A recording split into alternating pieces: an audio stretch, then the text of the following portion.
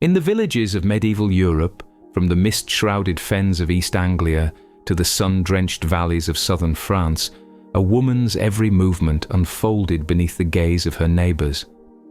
The architecture of social control was not merely built upon laws written in Latin by distant churchmen, but woven into the very fabric of daily life, threaded through gossip at the well, whispered observations at the market cross, and the collective memory of village elders who judged each gesture, each word, against an unyielding standard of female propriety.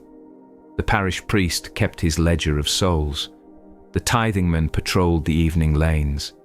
The village reeve noted who walked too boldly, whose laughter rang too freely through the common fields. Women existed in a perpetual state of examination. As the 13th century legal compilation Bracton observed, the conduct of women was matter of common concern to the entire community. The manorial court rolls of Essex and Kent brim with the names of women presented for offences that scarcely seem worthy of record today. A wife who spoke too sharply to her goodman, a widow whose manner of remarriage scandalised her kin, a young woman seen speaking after dusk with a man not her husband.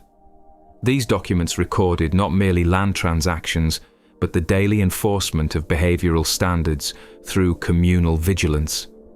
The system of frank pledge bound men into tithings. Groups of 10 households held collectively responsible for each member's behaviour. Women, though not formally enrolled, fell under this scrutiny through their male relatives, yet faced additional layers of observation through informal networks of matrons, midwives, and church-appointed female overseers. The manorial court, convened every 3 weeks in many places, served as the formal tribunal where accumulated observations materialized into charges and punishments. One appeared not because one had necessarily transgressed any written statute, but because one had transgressed the invisible boundaries of acceptable womanhood as determined by collective village judgment.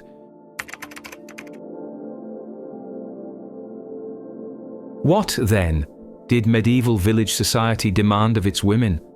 The answer was both simple and impossibly complex. As theologians from St. Augustine of Hippo to St. Thomas Aquinas had decreed, the proper order required that sex occur only within marriage for procreation. Anything beyond this sacred boundary constituted mortal transgression. But the practical application of such teachings in village life extended far beyond the marriage bed. A woman was expected to maintain absolute chastity before marriage, perfect fidelity within it, and appropriate mourning widowhood after it. She was to speak softly, if at all, never contradicting male authority whether vested in father, husband, or parish official. The legal texts defined a scold as one who possessed a vicious tongue or caused nuisance by loud invective, meaning she quarrelled with neighbours or, more dangerously, with authorities. Silence, submission, and sexual purity formed the trinity of feminine virtue, enforced not merely by ecclesiastical precept, but by the relentless machinery of communal enforcement. The Fourth Lateran Council of 1215 had mandated annual confession for all Christians, creating a confessional apparatus through which priests interrogated the intimate details of their parishioners' lives. Penitential handbooks catalogued sins with exhaustive specificity, particularly those of a carnal nature, providing confessors with detailed frameworks for extracting admissions of moral failure. Women confessing their sins knew that their revelations might not remain sealed within the confessional. Priests were expected to report fornicators to secular authorities, and the marriage bed itself became subject to ecclesiastical regulation. Yet it was in the manor court, not the church court alone, that most women faced judgment. The fine of legewhite was levied in manorial courts upon women who engaged in premarital intimacy, and could also apply to those accused of breach of marital fidelity. These fines, recorded meticulously in manor court rolls, served dual purposes, generating revenue for the Lord and marking women publicly as transgressors of sexual boundaries.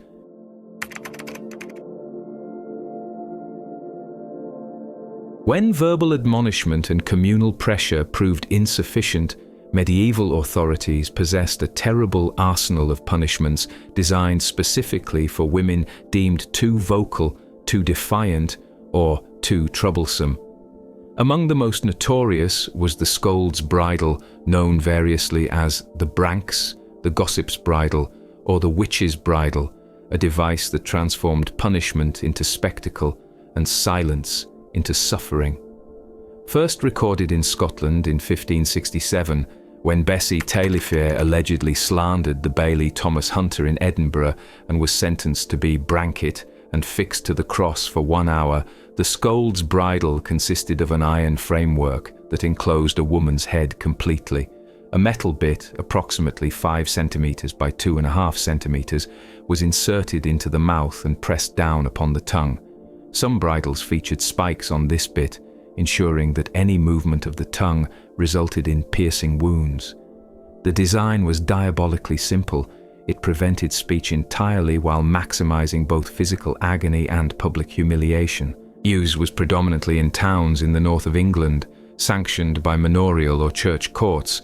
Though it was technically an illegal punishment, the official punishment for a scold was the ducking stool. Yet the Branks persisted because they served purposes beyond mere punishment. They were performative, theatrical displays of patriarchal authority over female speech. The woman, once fitted with the device, would be led through town, often by her own husband, paraded before her neighbours as a living cautionary tale. One of the few first-hand accounts of this ordeal comes from Dorothy Waugh, a Quaker preacher who in 1655 found herself before the magistrate of Carlisle. The mayor, fearing she might spoil a whole city with her preaching, imprisoned her and fitted her with a Scold's Bridle. Though Waugh's account has been preserved, most victims left no such testimony. They were ordinary women, wives who had nagged too persistently, widows who had spoken against local officials, servants who had gossiped about their masters. The Lanark-Burgh records of 1653 captured the typical verdict. If ever the said Elizabeth Salbe fund scolding or railing, show Salbe set upon the throne in the brankies and be banished the town Tyreftir. If ever found scolding again, she would be set in the branks and banished from town thereafter. Where the branks silenced, the ducking stool baptized women into submission through cold water and communal ridicule. This punishment, ancient in origin, evolved from the cucking stool, a term derived from the Old English for a commode or dung stool, into the more severe ducking apparatus that combined seating with submersion. Written records for ducking stool appear from 1597, though the cucking stool was mentioned in documents dating to the 13th and 14th centuries. The cucking stool served as a seat of infamy, where women accused of sexual misconduct, excessive talking, or market cheating were strapped and displayed publicly, sometimes wheeled through streets to maximize their disgrace. In 1378, William Langland's Piers Plowman referenced these devices as Wyman Pine, women's punishment. The evolution to ducking stools marked an escalation in severity. These devices featured chairs mounted on poles or seesaws, positioned over ponds or rivers. The magistrates ordered the number of duckings a woman should receive, and sometimes the punishment proved fatal. The subject died of shock or drowning. Jenny Pipes, ducked in Leominster in 1809, unleashed oaths and curses on the magistrates after her ordeal, suggesting both the trauma of the experience and the futility of attempting to break women's spirits through such methods. The rationale for ducking centered on the medieval theory of humours, that excessive heat and choler produced the shrewish temperament. French writer François Misson explained that punishment aimed to cool her immoderate heat, but the true purpose was deterrence through shame. As one historian notes, if you silence one woman in that very public way, you silence all women. The spectacle served to discipline not merely the accused, but every woman who witnessed her humiliation. Manorial court records document the steady stream of women brought before these tribunals for offences that seem almost trivial today. Elizabeth Slyle and Kath Forrest, tried in the 1615 Oxford Quarter Sessions, were found guilty of scolding, and sentenced to be well ducked. One woman in 1694 was punished for daily making strife and discord amongst her neighbours, an accusation that could mean anything from genuine disruptive behaviour to simply refusing to accept her designated place in village hierarchy.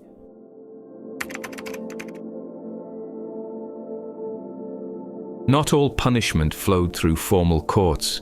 Village communities possessed their own mechanisms of enforcement, ancient customs that predated written law and survived alongside it. The Charivari, called rough music in England, Skimmington rides in the southwest, and by various names across France, Germany and Italy, represented communal justice made manifest through ritual humiliation. A Charivari was a European folk custom designed to shame a community member, in which a mock parade was staged accompanied by discordant mock serenade. The accused might be dragged from home and paraded by force, subject to derision and pelting, frequently dunked at the end of proceedings. Alternately, a neighbour might impersonate the wrongdoer, offering a symbolic punishment that spared the actual person while delivering the message clearly. Women faced Charivari for transgressions against gender norms. In English variants like the Skimmington ride, communities paraded effigies or live participants in gender-inverted attire, such as men dressed as women wielding distaffs, to mock scolds who beat or verbally dominated husbands, thereby restoring expected male superiority through public humiliation. A relief at Montacute House in Somerset, dating from the Elizabethan era, depicts precisely such a scene. A wife striking her husband with a clog while he tends their child and draws ale from a barrel. The neighbour witnesses this inversion of proper order, and the second frame shows the husband mounted on a pole, carried on others' shoulders through the village. The majority of Skimmington rides in early modern England occurred because a wife had dominated a husband, often by physical assault. Behind this punishment lay anxiety about patriarchal order. Husbands were supposed to govern their wives and households. A wife who exceeded these boundaries threatened cosmic order itself, or so the thinking went. The Skimmington restored hierarchy through theatrical reversal. The dominated man was feminized, forced to ride backward on a donkey or carried on a pole, while the crowd banged pots, rang bells, and sang obscene songs. Women lived under the constant threat of such rituals.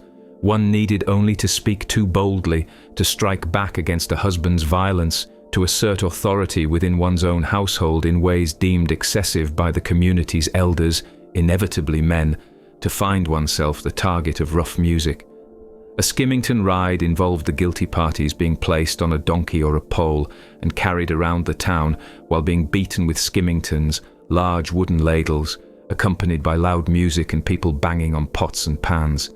The custom persisted well into the 19th century in rural areas, a testament to the endurance of communal methods of controlling women's behaviour.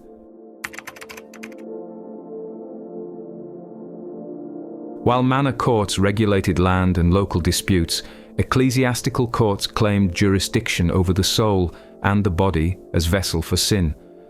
Moral disputes mostly related to intimacy, fornication, bigamy, adultery, bastardy, and other carnal offences all fell within the province of ecclesiastical courts. For women, this meant a double jeopardy. They could be prosecuted in manor court for the same acts that brought them before the bishop's consistory court. Priests were expected to keep careful record of their parishioners' behaviour, and those found misbehaving could be dragged off to ecclesiastical courts where they might be fined or required to do penance, which involved being paraded around in one's shift. This public penance ritual, wearing only a white sheet or shift, barefoot and bareheaded, carrying a candle while walking through the marketplace or standing at the church doors during Mass, served to mark the penitent's body as sinful and her reputation as permanently stained. The Fourth Lateran Council's confession requirement meant that women's most intimate secrets became subject to clerical scrutiny. Penitential handbooks guided confessors through exhaustive interrogations about sexual conduct. Women were questioned about their marriages, their desires, their bodies. Midwives, appointed by church authorities, reported women who gave birth too soon after marriage or who concealed pregnancies outside wedlock. Village matrons served as informal enforcers of sexual morality, noting who walked at night, who met secretly with men, who showed signs of pregnancy without a husband. The repression of adultery transformed and varied across time and space, typically punished by a combination of religious penance, fines, corporal punishment, and public humiliation. In southern France, one particularly dramatic form of punishment was la course, the run, in which adulterous women were forced to run through town streets while crowds jeered and sometimes struck them. Some medieval penitential customs required the offender to appear nude except for a white sheet, bare-legged and barefooted, carrying a candle, required to perambulate the markets or four corners, preceded by officials and followed by the curate carrying a rod. The symbolism was unmistakable. The white sheet represented the marriage linens stained by betrayal. The exposed body signified the exposure of hidden sin, and the procession through public spaces ensured that everyone in the community witnessed the sinner's degradation. Women who had borne children outside marriage faced years of this treatment.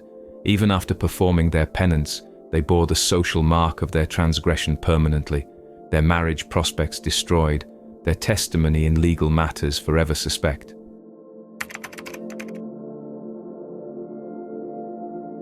Beyond the spectacular punishments, the branks, the ducking stool, the charivari, the white sheet, lay the most pervasive form of control, the economy of reputation. In villages where everyone knew everyone, where memory stretched back generations and forward into children's futures, a woman's good name was simultaneously her most precious possession and her most fragile. Reputation determined everything. It influenced marriage prospects, not just for the woman herself, but for her daughters and sisters. It affected her ability to borrow grain in times of shortage, to sell her eggs at market, to have her testimony believed in court. A woman whose reputation was damaged found doors closed, opportunities vanished, neighbors suddenly distant. The threat of reputation loss functioned as a constant disciplinary force, shaping how women moved through space, modulated their voices, and contained their frustrations. Women's position before the manorial court was paradoxical. They often appeared as litigants seeking to assert property rights, bringing pleas of trespass and debt, yet they were subject to particular feudal dues and disadvantages, liable to pay merchet if they wished to marry, and immersed if they married without license. This dual status, simultaneously legal actors and perpetual suspects, captured the essential contradiction of women's medieval existence. They possessed agency enough to be held accountable, but not enough to escape the structures that confined them. The manorial roles document countless women fined for violations that speak to the exhaustive regulation of female life, wearing forbidden fabrics, selling bread of insufficient weight, brewing ale that failed inspection, walking at night, speaking too freely at market, failing to attend church, remarrying too quickly after widowhood. Each immersement, each recorded fine, represented not merely an economic penalty, but a public notation of transgression, a permanent stain in the written record that anyone who could read Latin might discover. Women navigated this landscape with remarkable resilience, developing strategies of resistance and accommodation. Some kept their heads down, performed their expected roles, and found small spaces of autonomy within the interstices of patriarchal control. Others, like Dorothy Waugh, spoke out knowing full well the consequences, accepting the branks as the price of conscience. Still others found ways to manipulate the system, using the courts to pursue their own property claims, leveraging their knowledge of community secrets to protect themselves, forming networks of female solidarity that operated beneath official notice. Yet the weight of this surveillance, the constant threat of humiliation, the knowledge that one's neighbors watched always with judgment ready, this extracted an incalculable toll. Women learned to silence themselves before they could be silenced, to restrict their movements before they could be restricted, to police their own desires and frustrations with an internalized vigilance more effective than any external force.